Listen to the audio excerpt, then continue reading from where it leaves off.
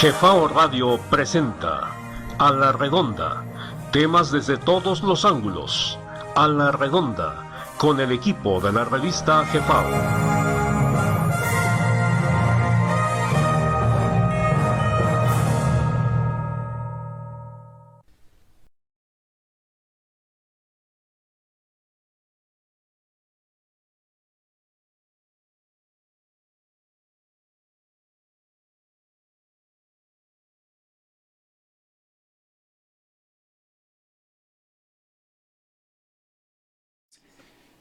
Hoy es 25 de agosto del 2021 y como siempre esto es nuestro programa número 11 de su programa A la Redonda, temas de todos los ángulos. En esta ocasión tenemos el tema Educación Mundial, Herencia Náhuatl y como ya es costumbre nos acompaña nuestro amigo el ingeniero Genaro Saucedo. Buenas noches, Genaro. Buenas noches, Francisco. ¿Cómo estás? Gracias nuevamente para compartir ideas relevantes respecto a un tema tan importante como es la educación y sobre todo en la parte de la educación de nuestros antiguos mexicanos y que esa faceta, principalmente la faceta de que fue una cultura que se educó, que era obligatoria la educación a todos los pobladores y además que tuvo que dio una herencia hacia muchas partes del mundo, ¿no? No solamente con sus contemporáneos, sino con poblaciones antiguas, como los romanos, en donde era muy similar los métodos educativos que se impartían en esos lugares, ¿no? Entonces es algo muy, muy interesante, ya que nos va a permitir ver que una sociedad que tuvo esos grandes adelantos científicos, tecnológicos, filosóficos, religiosos, pues tuvo que ser una sociedad culta, o sea, una sociedad educada. Así es. Perdón. Adelante. No, ya por mi parte, por el momento es todo. Muy bien. Sí, efectivamente, una de las cosas que más es, digamos que se nota mucho o de que de alguna manera hay más asombro por parte de los cronistas y demás testimonios de la época del siglo XVI es sobre la educación. Cuenta, por ejemplo, se menciona que este sacerdote Acosta le llamó muchísimo la atención la forma en que se educaba a los niños. Él comenta que le sorprendió el esmero, el cuidado y los detalles a los que llegaban con los niños. Esta es una cuestión muy interesante porque habitualmente se ha mal informado o se ha creído erróneamente que la educación ancestral, la educación azteca, estaba basada en la tortura.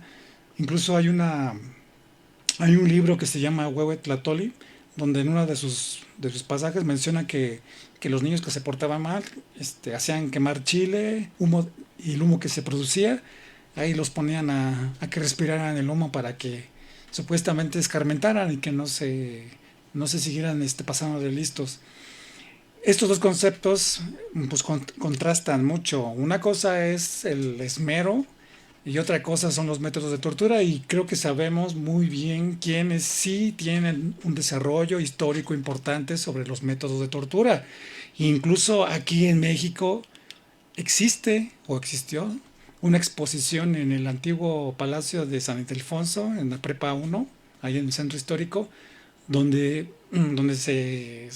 año con año se han exhibido los aparatos de tortura, que basta con las anécdotas, no sé para qué vemos los aparatos, pero sí, ellos sí son maestros en la tortura, ya tienen libros y libros de venenos y de tortura de todo tipo, pero centrándonos únicamente en la parte de la educativa náhuatl, sí es real que tuvieron un sistema muy desarrollado, más allá de tratar con diminutivos a los niños o con mucho respeto entre abuelos, entre tíos, entre paréntesis, ¿no? Entre parientes y además que desarrollan respeto a la autoridad, obediencia. En realidad, como que la parte de la obediencia y el respeto era como algo, como una consecuencia de la base fundamental educativa náhuatl, que era el aprendizaje a través del ejemplo y la enseñanza en esas tres líneas, en las famosas tres líneas, las cuales me gustaría que tú nos platicaras, Genaro, cuáles son las tres líneas de enseñanza básicas del esquema náhuatl. Mira, aquí una parte fundamental en la educación náhuatl, y creo que eso es para poder establecer cuáles son esas líneas, es cuál es el motivo de recibir una educación. Vamos a ponerlo en contexto en la actualidad, ¿no? Nosotros que hemos estudiado una carrera profesional, pues normalmente nace la inquietud en el sentido por imitación, es decir, oye, yo quiero ser, en mi caso, yo ingeniero, otros quieren ser licenciados, otros quieren ser doctores, a lo mejor cuando hay una tradición dentro de la familia, desea que hay profesionistas, ¿no? Y en los casos de las familias que no hay profesionistas, que no llegaron a un nivel profesionista, pues el tema de adquirir una educación, que es estrictamente una educación, que le hemos englobado la educación en un tema, o le hemos, más bien no le hemos englobado, le hemos acotado a una educación estrictamente académica. ¿Qué quiere decir? Que vamos a una institución, recibimos el conocimiento, supuestamente lo asimilamos para un fin muy, muy definido, ir al campo laboral y poder obtener beneficios económicos, ¿no? Y pues escalar en el ámbito social a través de destacar en esas áreas que escogimos para desempeñarnos y de esa manera pues vivimos, ¿no? O sea, es nuestro quehacer, o sea, el motivo de estudiar es con ese fin. Hay gente que pues al final desiste de hacerlo, sabemos, hay múltiples motivos personales, por los sistemas cómo se imparten los sistemas de educación, etcétera. Y pues también obtienen sus beneficios económicos, ¿no? Veo la gente que se dedica a oficios en forma empírica, o sea, a través de la práctica va adquiriendo ese conocimiento y lo va poniendo en práctica y pues se vuelve un oficio, un maestro albañil, un maestro eléctrico, un maestro mecánico, etcétera, ¿no? Todos esos oficios que conocemos. Sin embargo, pues se queda hasta ahí, ¿no? Y en el caso de la educación náhuatl, no era ese el motivo. El motivo fundamental era la superación del ser humano a través del autoconocimiento. ¿Qué significa a través del autoconocimiento? Nosotros como seres humanos tenemos una serie de características, las cuales son biológicas, pero hay otras cosas que no son tan tangibles, como es el tema de nuestras características intrínsecas que nosotros tenemos como seres humanos, o sea, cuáles son nuestras tendencias y que tenemos también un sentido de querer mejorar nuestras condiciones. Vamos a ponerlo así como un sexto sentido en nosotros queremos estar mejor con nuestras condiciones en las cuales nos desenvolvemos día con día. ¿Y cuáles podrían ser? Pues poder tener autocontrol, poder controlar nuestros pensamientos, poder controlar nuestras emociones, poder adquirir hábitos que nos permitan ser mejores como personas, poder interactuar dentro del entorno social de tal manera que nosotros podamos comunicarnos adecuadamente, etcétera. En la actualidad todo eso se maneja, pero no sé, la diferencia es de que no es algo que uno busca adquirir, pero con el afán de tener una correspondencia económica, o sea, una mejor condición de vida en cuanto a, pues, contar con un auto, contar una casa bonita, en una zona bonita, darnos algunos placeres de ir a viajar, etcétera. Entonces, todo eso es la base en donde la sociedad actual, la educación se enfoca. Volviendo a la educación náhuatl, pues simplemente era esa superación. Y las líneas básicas era, primero, partimos, es el autoconocimiento. ¿Para qué? Para avanzar en el proceso evolutivo. O sea, conceptualmente ellos entendían perfectamente que se venía aquí a la Tierra para prepararse, para llegar a otra etapa superior, a otra instancia superior de vida, que sería a lo que conocemos o se le pone el adjetivo de muerte. Después de esa transición, llegar a un plano superior respecto a este plano en el cual vivimos.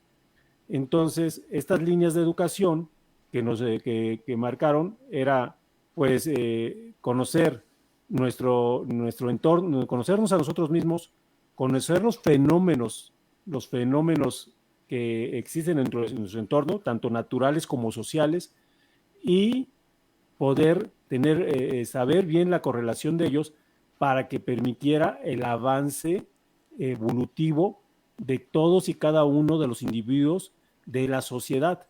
Y de ahí surge el elevado concepto que el hombre debe ser educado y que la sociedad náhuatl, estamos hablando de la sociedad náhuatl, los aztecas, los tlaxcaltecas, la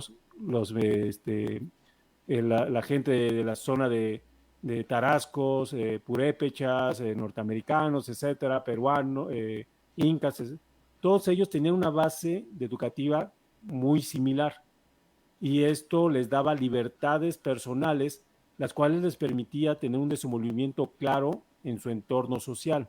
Y por eso vemos conceptos como el tequio, o sea, el trabajo comunal en la sociedad, no sabiendo que el bien común estaba por encima del bien particular sin tener un menoscabo la vida personal, sino que más bien era una necesidad natural el que uno cooperara en su entorno social.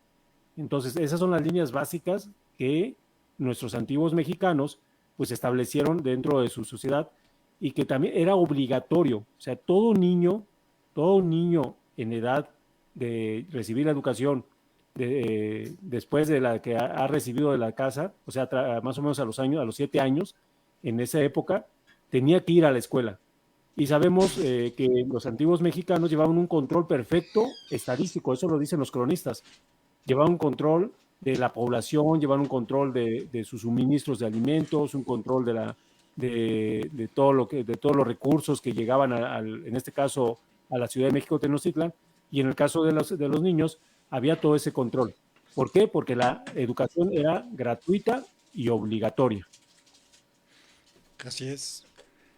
Fíjate que ahorita que comentabas sobre por qué realizar la educación en estas líneas, a diferencia de, como tú comentas, buscar el beneficio material, se busca otro tipo de metas, ¿no? La meta sobre la búsqueda del enriquecimiento, pues históricamente en estos últimos 500 años ha mostrado serias fallas, serias deficiencias. Es como si la propia educación estuviera encaminada a explotar, o mejor dicho, como si la educación actual, contemporánea, estuviera basada en un principio fundamental de ignorancia. Es decir, todas las carreras, todas las habilidades y toda la tecnología está encaminada a la ignorancia de las personas. O sea, te pongo un ejemplo, o pongamos un ejemplo, un este un abogado. Un abogado basa su campo de actividad no tanto en conocer las leyes o buscar mejoras legales para mejorar la subsistencia, valga la redundancia, mejorar la vida de las personas, sino basa su campo de acción en que la gente ignora cómo defenderse. Y así podemos buscar, por ejemplo, eh, muchas carreras de ingeniería, ¿no? Y sobre todo los que hacen instrumentos se basa muchas veces en que no es fácil que una persona o que un grupo de personas realicen una carretera, sino tienen que llegar el ingeniero, el especialista a ayudar a cómo se hacen las cosas. O sea, se basa en la ignorancia de las personas para hacer puentes, para hacer campos, para hacer siembras, para hacer cosechas, para defenderse.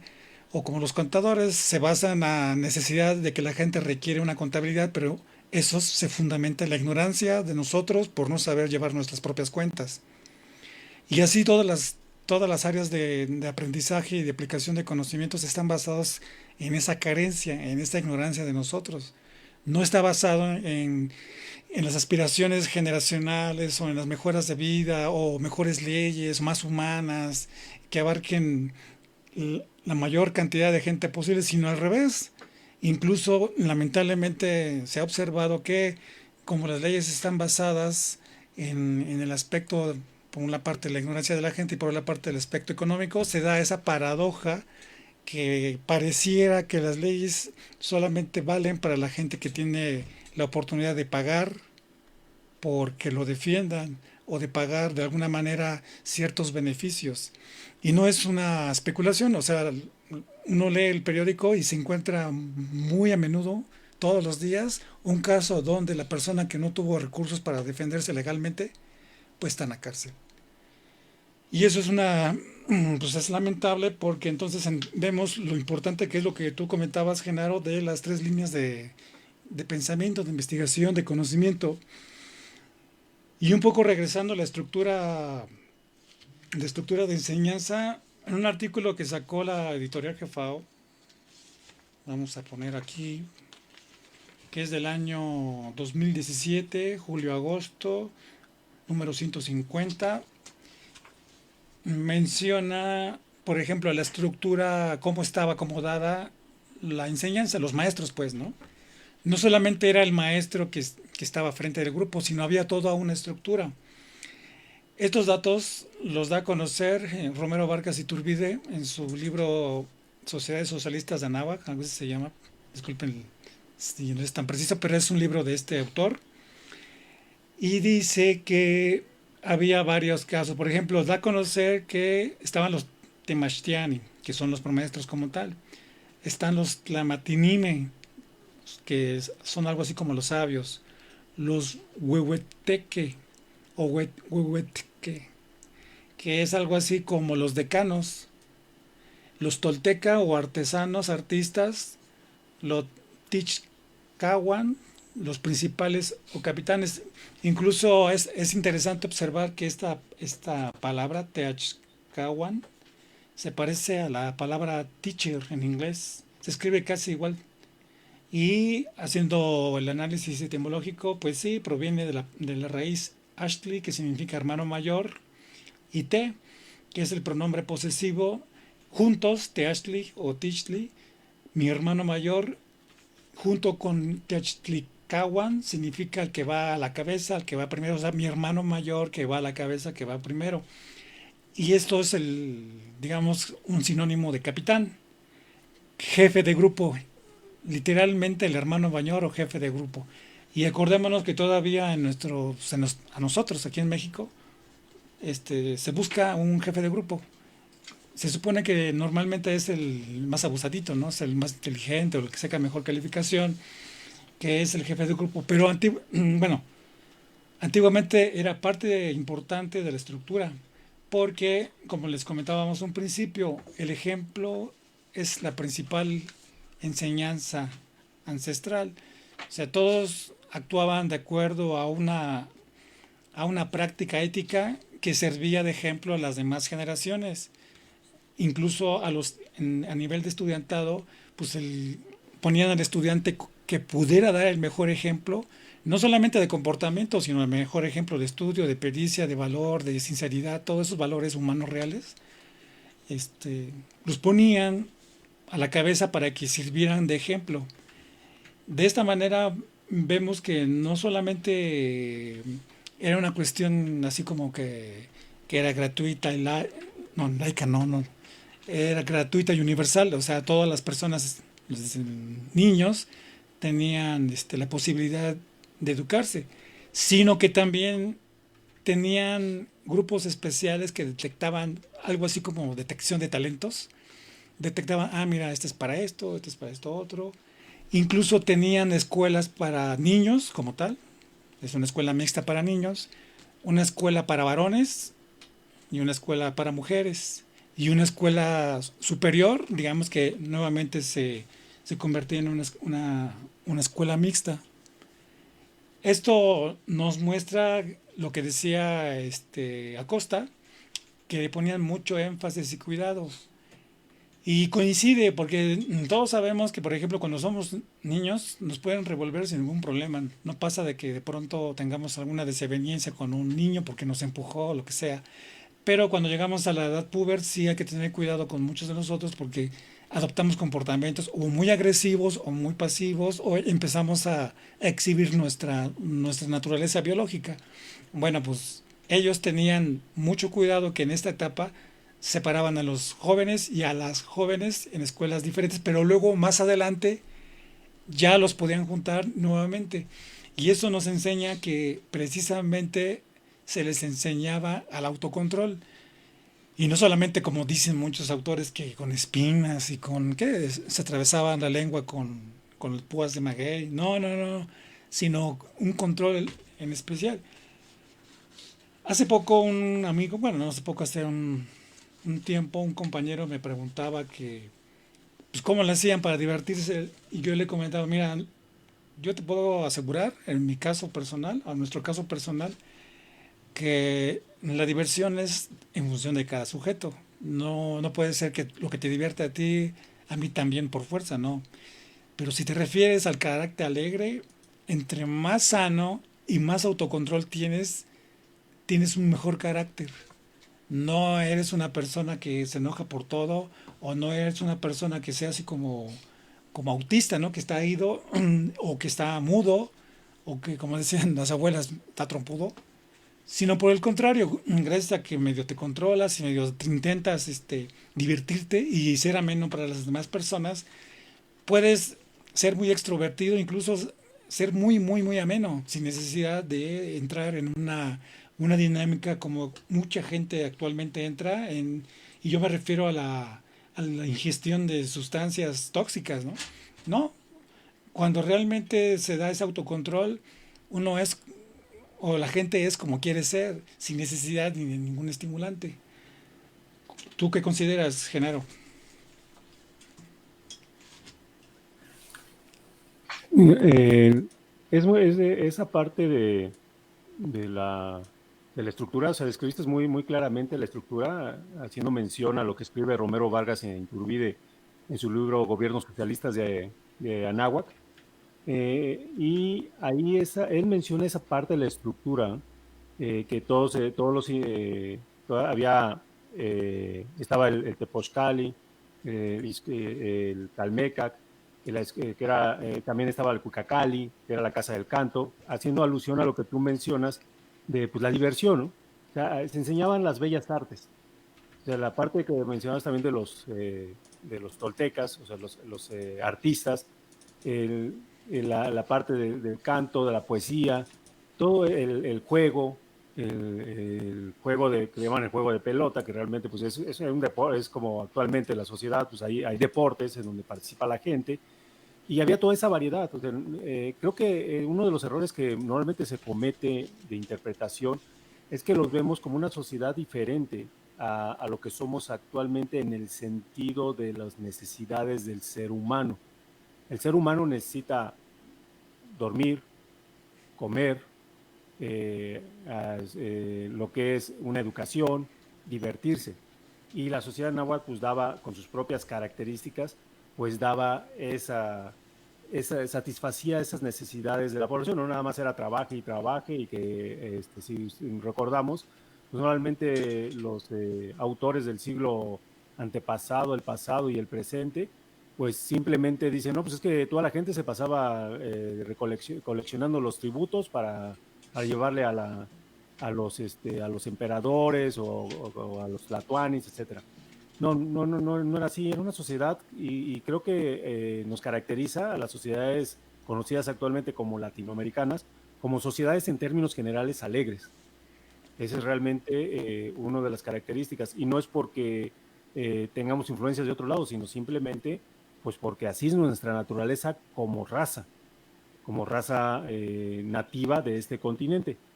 Y ahí me gustaría, volviendo retomando la parte de Romero Vargas y Iturbide en su libro de Los gobiernos socialistas de Anáhuac, en donde él menciona que se daba la ciencia del Toyo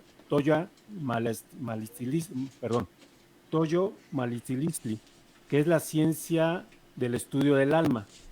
O sea, este concepto en ninguna parte lo hemos visto como tal, sino que hablan de los filósofos que se ponen a reflexionar sobre si la existencia del alma o no, qué funciones tendría el alma, no, sino que aquí la ciencia del estudio del alma, o sea, del alma entendida como el elemento que nos anima, o sea, la energía que somos. Entonces entra otro concepto fundamental en la cultura náhuatl, que es que nosotros somos una energía o una alma, que decirlo, manifestada o que posee un cuerpo. Y de este cuerpo que es finito, ¿qué quiere decir que es finito? Pues que tenemos un tiempo, vamos a vivir 50, 60, 70, 20, 30 años, y al final, como todo en la vida, pues va a terminar su ciclo, ¿no? Pero no en su ciclo en este plano, y como lo mencionaba, y se preparaban para trascender a un plano superior. Y esto, pues, ¿qué requerían? Lo que tú mencionabas, un autocontrol y ejercicios muy simples, ¿no? ¿Cuál era uno de los ejercicios simples que tenía nuestra población de Anáhuac? Pues era el baño diario y particularmente el baño de agua fría. ¿Qué era el otro? El tener una moderación en el consumo de alimentos. Y hay pasajes donde el mismo Hernán Cortés menciona en donde cuando está en la entrevista con el gran Tlatoani Moctezuma, ve que es un hombre moderado, que a pesar de que se le sirvieron grandes platillos, él comió de manera moderada. Y eso nos habla de un autocontrol.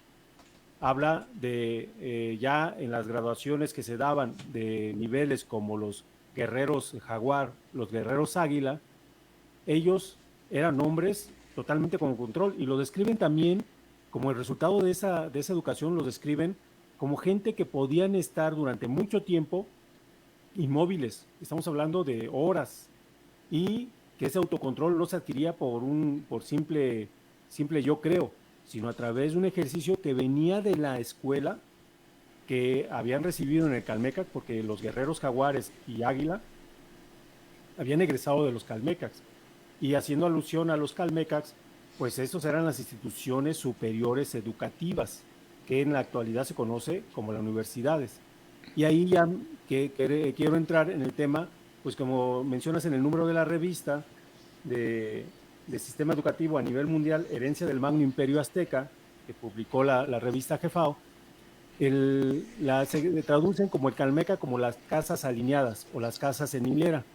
Y realmente pues es una traducción literal, pero lo que significa es que era un campus universitario. Recuerden que las primeras universidades que se fundan después de las de Salamanca, en Europa, son las universidades en América y se fundan en lo que es Perú y lo que es México Tenochtitlan. Y eso es realmente los centros educativos. Empieza a aparecer ahí lo que es la herencia cultural que se dio al sistema educativo mundial. Recordemos lo que se llama como el Renacimiento Europeo. Lo que nos dice la historia del Renacimiento Europeo es que los reyes en Europa, al ver la pobreza que existía en sus lugares, la falta de acceso a la educación de la población en general, según esto lanzan lo que es el Renacimiento Europeo, en donde se impulsa a que se tenga acceso a la educación a toda la población, pero realmente sabemos que eso no fue la práctica. Nosotros si vemos un pasaje histórico por ejemplo, Inglaterra, a principios del siglo XIX, las calles no estaban pavimentadas, había mucha suciedad. De hecho, por ejemplo, hay una obra cinematográfica que se llama Perfume, en donde pasan en la escena, y esa es la época de Inglaterra, de Londres, en los años a principios del siglo XIX, perdón, a principios del siglo XX, en donde es verdaderamente espantoso el lugar. En este caso, el personaje pues es tirado, literal, es tirado a la basura por su madre, y después, pues por una u otra razón, pues sobrevive, ¿no? Pero estamos hablando donde ni siquiera existían en el principios del siglo XX, no existían sistemas salubres e institucionalizados, o sea que el gobierno, en este caso de Londres, de la ciudad de Londres, y el gobierno británico, pues tuviera una condición adecuada o se preocupara por la salubridad de las calles. Y tan es así, viene el dicho de agua va, ¿no? no existían drenajes y el agua pues, la arrojaban por las ventanas y el agua vea quiere decir que iban las orinas y las excretas de las personas, ¿no? Entonces, bueno, eso es lo que existía en ese entonces. Entonces el Renacimiento europeo empieza a tomar eso. Se quedó otra vez en la élite de los gobernantes. Y así lo vemos. Surgen sus grandes pensadores o los llamados grandes pensadores, en donde la imprenta hace el impulso, en donde se empieza a difundir más, pero la población en general no tuvo acceso. Sin embargo, los pasajes que nos describe Hernán Cortés en sus cartas de relación nos dice que el orden que existía en el mercado de Tlatelolco era impresionante. Había orden y limpieza. Y sabemos que el orden y la limpieza en una sociedad viene de la educación recibida desde el seno familiar. O sea, y lo vemos en las escuelas, como se dice popularmente, la educación se mama. Y en ese sentido, en el mundo náhuatl se mamaba la educación, el buen comportamiento social de los niños a temprana edad, como lo decía, antes de los 7 años, que se educaba en la casa y luego pasaba a las instituciones, de instituciones educativas de gobierno y se le daba continuidad a esa educación.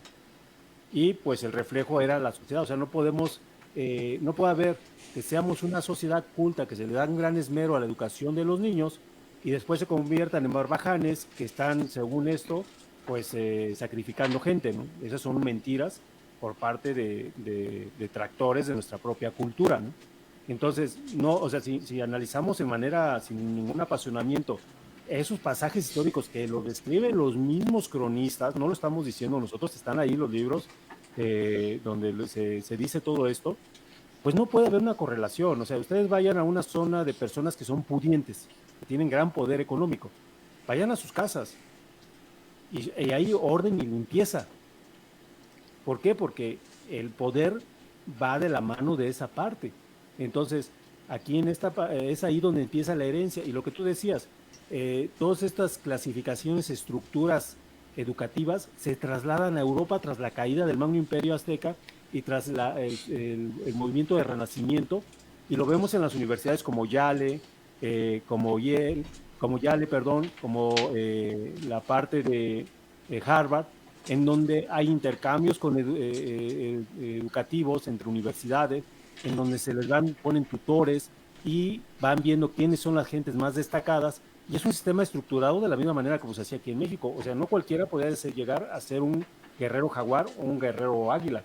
Tenían que pasar un proceso en el cual demostraran que tenían las habilidades, tenían la calidad humana suficiente para poder ocupar esos lugares. Y de ahí salían los gobernantes. O sea, era una aristocracia, era el gobierno de los mejores, pero no en el sentido por herencia, sino porque demostraban dentro de la sociedad esas capacidades. Y es ahí donde empieza ya a verse cómo esa estructura educativa se permeó en todo el mundo.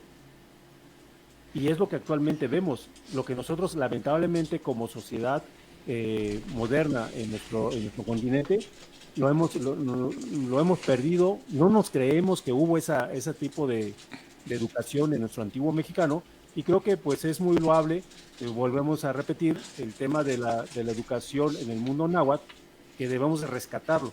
Y ya para terminar esta parte, hay un autor que se llama David Stannard. Él escribe uno de sus muchos libros, escribe un libro que se llama American Holocaust. Está en inglés, no está traducido al español. Y dice en un subtítulo, La conquista del nuevo mundo. Lo pueden encontrar este libro.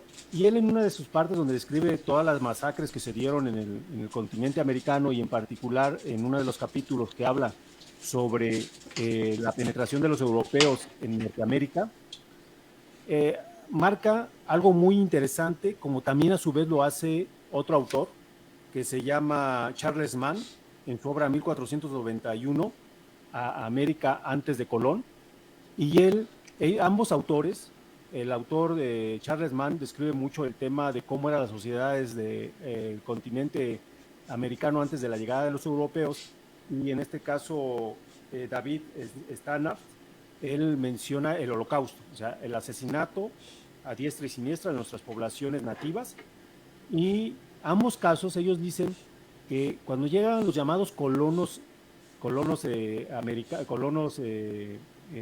americanos, bueno, los que son los británicos, los que son toda la parte de irlandeses, ingleses, escoceses, y llegan las llamadas 13 colonias a la costa este de los Estados Unidos, empiezan a interaccionar con los nativos americanos y empezaron a ver que los colonos que estaban llegando, al observar el estilo de vida de las poblaciones nativas de Norteamérica, se empezaron a pasar por miles, así lo dice el autor, y eso está documentado, por miles se empezaron a pasar a vivir como lo hacían los norteamericanos, los nativos norteamericanos.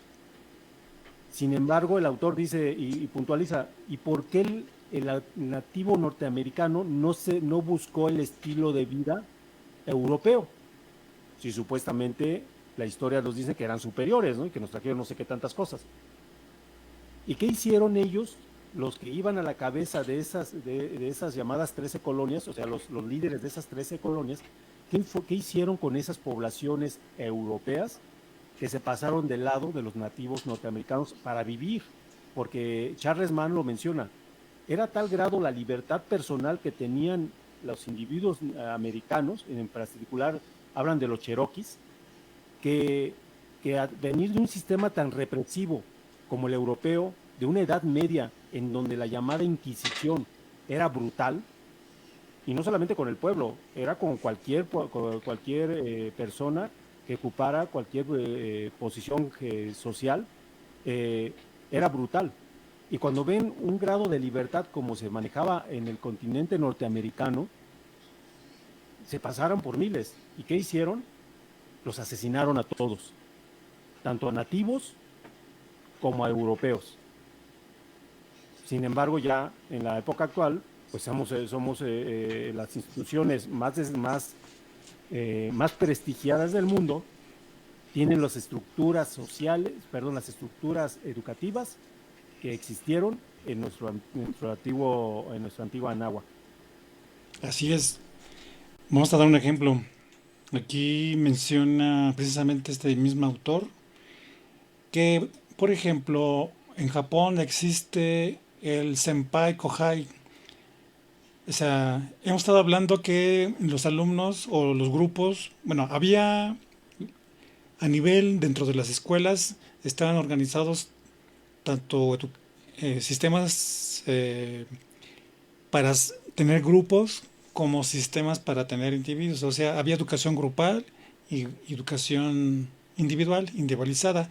Claro que esta educación individualizada estaba en función, pues, de cada persona, es decir, en su calidad, en sus habilidades, en sus posibilidades y potencias. Por eso les comentaba que eran buscadores, digámoslo así, buscadores de talento. Por eso era un sistema general donde a todos les hablaba de lo mismo, pero después se comenzaba a platicar ya más de persona a persona con alumnos que tuvieran algún problema o alguna cualidad. Y en este caso en el Japón, dice el término senpai kohai significa lo mismo, que es hay un compañero que es el hermano mayor, el compañero mayor, que lo que está obligado a ofrecer la amistad y asistencia a los demás, a los que le suceden tanto en tiempo como en edad como en conocimientos. Y según los japoneses, esto genera un concepto de correspondencia, respeto, gratitud y lealtad. Esto podemos entenderlo en la sociedad náhuatl también, porque de alguna manera esto es lógico. Si estás aplicando el ejemplo como eje de la enseñanza y después pones, digamos, al mejor ejemplo arriba y que tenga la responsabilidad de empezar a dar o distribuir el conocimiento y la enseñanza a sus hermanos menores, pues naturalmente que estas personas a la larga o a la corta empiezan a ver a esas personas con respeto. Si se fijan, es natural. Cuando nosotros tenemos familia, los niños, por casi por automático, empiezan a respetar a sus papás y a los hermanos mayores. Pero ¿dónde empiezan los problemas? Nosotros hemos visto, y no quiero comentarlo así en mal plan, pero hemos visto que cuando tienen contactos con otras familias o con ciertas estancias o instancias, ahí se comienza a perder el respeto porque son educados muchos de nuestros hijos o de nuestros parientes niños de tal forma que empiezan a perder el respeto por sus papás, por los hermanos mayores, empiezan a perder el respeto por los ejemplos y se empieza a diluir todo eso. Y conforme van creciendo, ese problema se manifiesta al grado que ya cuando son adolescentes, pues ya de plano se ponen al tú por tú con sus papás. ¿Pero por qué? Porque eso lo ven a diario, lo ven en la televisión, lo ven en la propia escuela, en las reuniones religiosas también lo ven, y solamente identifican autoridades lejanas a ellos. Por ejemplo, identifican a la autoridad policial, a la autoridad jerárquica eclesiástica y otro tipo de autoridades, pero no ubican respeto a la gente que coexiste, al mayor, al que sabe más, al que tiene buen ejemplo. Eso se va diluyendo. Y bueno, en esas sociedades como las japonesas se tiene sumo cuidado de que no se pierda el respeto, sino que se continúe el respeto del más chico al que le sigue, al que le sigue, al que le sigue, etcétera, etcétera.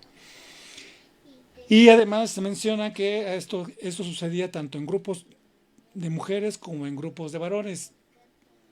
Y justamente esto nos recuerda a las fraternidades norteamericanas, donde hay toda una organización general en las fraternidades y hay un alumno principal y digamos, un auxiliar.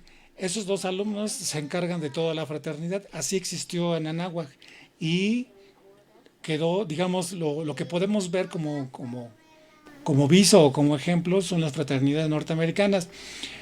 Otra cosa interesante que es importante que lo contemos es en relación al...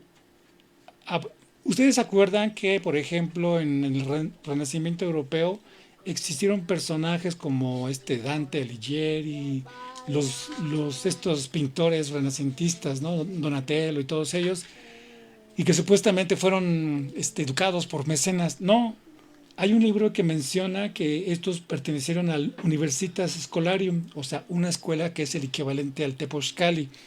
¿Por qué el Universitas Scholarium es como el Tepochcali? Porque en el Tepochcali, la casa de los jóvenes, se comenzaba a enseñar las cosas del universo, esa grandeza del ser que puede alcanzar la universalidad, ahí se enseñaba.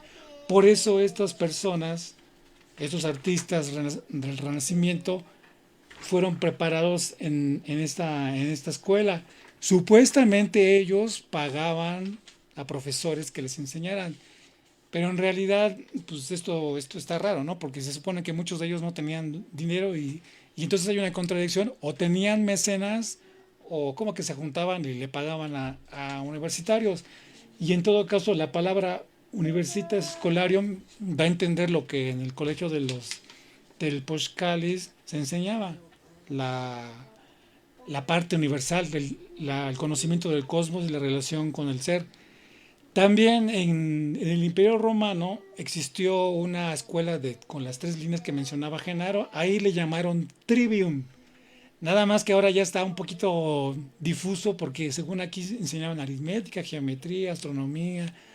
No, el Trivium son las tres líneas que comentó Genaro. La línea de autoconocimiento, la línea del conocimiento universal y la línea de la relación entre lo universo y uno mismo, o sea, la parte social. Esas tres líneas. Nada más que ahora si agarran un libro y buscan Trivium, pues se van a confundir porque habla de muchas cosas menos de esto. Pero se entiende porque fíjense, los grupos más avanzados en la escala social actualmente sí aplican el Trivium como les estoy comentando. O sea, autoconocimiento, el universo y la relación entre los dos. Eso es real. Aquí les voy a comentar, fue Dante Alighieri, Petrarca, Torquato Tasso, etcétera, etcétera. Todos esos estudiaron en el Universitas Scholarium. Otra cosa tan interesante es que el equivalente a Calmecac, por ejemplo, aquí la enseñanza se le llamó enseñanza tlazolteotl o la preparación para la muerte de sí mismo. Pero en Europa o en esas regiones del mundo se llamó los misterios eleusinos. Prácticamente los misterios eleusinos y el sistema de la Hacienda Tlatelolteotl es lo mismo. Nada más que si ustedes se subsumen ahí en todo ese vericueto que han hecho de los misterios eleusinos, es un misterio, ya no le encuentran pies ni cabeza, pero sabiendo encontrar dónde están las claves, prácticamente es eso, es la enseñanza ya a nivel del Calmeca, es decir, se le enseñaba a los alumnos ya a entrar en relación con la sociedad directamente y aplicar todos los conocimientos que han adquirido hasta ese momento, conocimientos místicos, conocimientos científicos, conocimientos de sí mismo, ahí se comenzaban a enseñar. Y otra cosa es esto, el Calmec dice aquí que esta palabra se refiere al conjunto o complejo de edificios, como comentaba Genaro, que es una ciudad universitaria. Acuérdense que SU, por ejemplo, y así están otras universidades. Es más, les voy a compartir una pantalla porque quiero enseñarles algo. A ver, vamos a ver. Espérenme. Que les comentaba que es la palabra Calmeca significa... Ah, está. La palabra Calmeca significa una ciudad universitaria, porque significa esto, así como CEU, que hay muchos edificios, y si quieren ir a física, pues camina, y si va a geografía, camina, hay bibliotecas, eso es el Calmec. No es una casita, no es una pirámide, no, es toda una ciudadela de enseñanza. Ahora, se sabe que esa ciudadela como tal existió en Puebla, lo que hoy es Cholula. Y miren, les voy a mostrar un ejemplo de esto, de esto que les estoy platicando. Miren, a ver si alcanzan a ver, se llama Tecali de Herrera, Puebla. Hoy en día esto es un hotel, pero formó parte de esa antigua Teocali o Calmeca que existió en la ciudad de Cholula. Y esa estructura nos recuerda a los templos de Roma y todas esas estructuras que se supone que son grandes y reflejan esa grandeza de ese pueblo. Bueno, pues ahora ya es un hotel, pero sí podemos ver cuál es la idea de un lugar, de un Calmeca, en este caso un Teocali, o sea, un centro donde es que más que adoración es el conocimiento de Dios, es el conocimiento divino, el conocimiento del alma, el conocimiento del ser. Y todas estas estructuras, así que son grandotas, que son para arriba, no nada más es una cuestión de locura o de soberbia, no. La mente requiere de esos referentes para poder empezar a trabajar a sus anchas. Porque en un lugar chico y así como en muchos salones de clase que conocemos son con buhardillas en lugar de ventanas, son techos bajos y grises y como si fueran cajas de cartón para ratones. Muchas aulas hoy en día están hechas así y comparadas con esto, con lo que se ve amplio, espacioso y hacia arriba, es más fácil desarrollar la grandeza en un salón como este que se ve aquí, en una caja de cartón tipo cajita para hámster, con la cual todas las universidades actuales estamos trabajando. Se los comento porque pues es una realidad, ¿no? A ver, vamos a ver. Pues básicamente es todo porque parece que nos está acabando el tiempo. Ojalá puedan conseguir la revista, es la número 150, julio-agosto 2017 de su revista Jefao. ¿Y si tienes algo que comentar, Genaro? Ah, sí, es esta. Cómprenla, adquiéranla. Sí, pues bueno, ya como conclusión, pues sabemos que era un sistema educativo estrictamente bien estructurado, tenía muy bien definido, era cuidado por los gobernantes y esto da como resultado una sociedad bastante armoniosa. Y ya para terminar, pues el tema de la revista, en nuestro número 150, sistema educativo a nivel mundial, herencia del imperio azteca, ahí pueden encontrar más información. Además, también hay otro número que está correlacionado ya como parte de este concepto de vida, que es el número 106 de enero-febrero 2007, el ideal anáhuac a través del tiempo. También ahí encontrarán bastante información al respecto y cualquier otra información que ustedes deseen, también con gusto estamos para poderles ayudar. Y contamos con un libro que se llama Educación, Poder de la Voluntad, en donde pues habla sobre temas generales, las líneas base de la educación actual y la educación que se dio en Anáhuac antes de la llegada de los europeos, y que pues nos dará un elementos orientativos pues, para esta vez para poder mejorar nuestro sistema que actualmente existe, ¿no? Y que tengamos una sociedad pues más justa y humana. Así es, vamos a saludar a nuestros amigos que nos siguen en nuestras redes sociales, a nuestro gran amigo Sanse Yolotl. Comenta sobre este tema, hay tanto que escuchar y ser coherentes con esta sabiduría, perdón. Por favor, más programas para escuchar y tomar parte activa de esta enseñanza. Que el dador, perdón, es que mi pantallita está chica, que el dador de la vida permita continuar con estos programas y recordar lo que habita nuestra gran memoria genética. Así es. También vuelve a comentar sobre los caminos de los guerreros espirituales.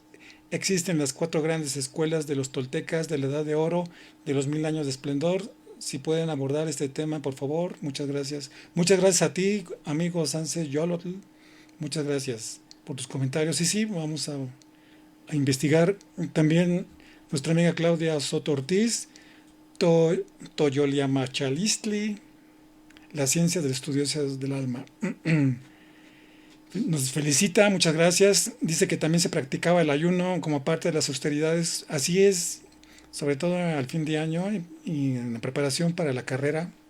¿Tú te acuerdas cómo se llamaba la carrera anual que realizaban, Genaro, en honor al señor Huitzilopochtli? Es la carrera del Paina. Ah, exactamente, la carrera del Paina. Relámpago, ¿no? Así es. Así es. También saludos a Pati Hernández. Hola, buenas noches, buenas noches. Perdón, buenas tardes, Pati. Sí, puedes comentar lo que tú consideres, nos puedes preguntar. Genaro, por favor, tus redes sociales para que la gente se pueda comunicar. Claro que sí, nos pueden encontrar en Facebook, en nuestros canales de YouTube, de Revista Jefao, Radio Jefao, lo que es nuestra página www.revistajefao.com, en los podcasts que subimos, también ahí nos pueden escuchar, y también pues directamente en nuestras oficinas. Estamos en Doctor Lucio 127, en el despacho 201, ahí con gusto los podemos también atender a quien guste visitarnos, y pues en general estamos a sus órdenes. Muchas gracias. También les comento que la página de revistajefao.com tiene un WhatsApp. También pueden preguntar sobre estos temas. Habitualmente se comentan sobre las revistas si quieren comprarlas, pero también pueden preguntar sobre estos temas o algún asesoramiento personal. Les comento que vamos a iniciar a partir de septiembre, qué bueno que me acordé, unas sesiones híbridas los jueves a partir de las 4 de la tarde. Se pueden escribir informes al teléfono de la revista Jefao o por estos medios, y les enviamos la información del grupo que se va a abrir los jueves a partir de las 4, de 4 a 6. Vamos a comenzar con la historia mexicana, lo que se llama Sagrada Historia Mexicana. Vamos a comenzar y vamos a platicar, prácticamente vamos a platicar sobre estos temas. Y como es híbrida, ahí la interacción es más cercana, pueden preguntar, pueden hacer lo que podamos para poder trabajar y conocer más sobre la Sagrada Historia Mexicana. Prácticamente vamos a abarcar las 4 eras principales de la Sagrada Historia Mexicana: primer sol, segundo, tercero y cuarto sol, y por supuesto que también el famoso quinto sol.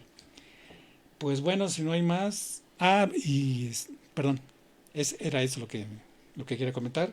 Si no hay más, por mi parte ha sido todo, y nos vemos dentro de 8 días. Hasta la próxima.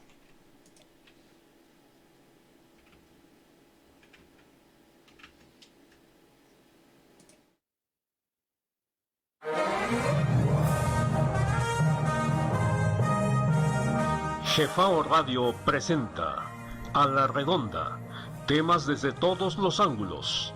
A la Redonda, con el equipo de la revista Jefao.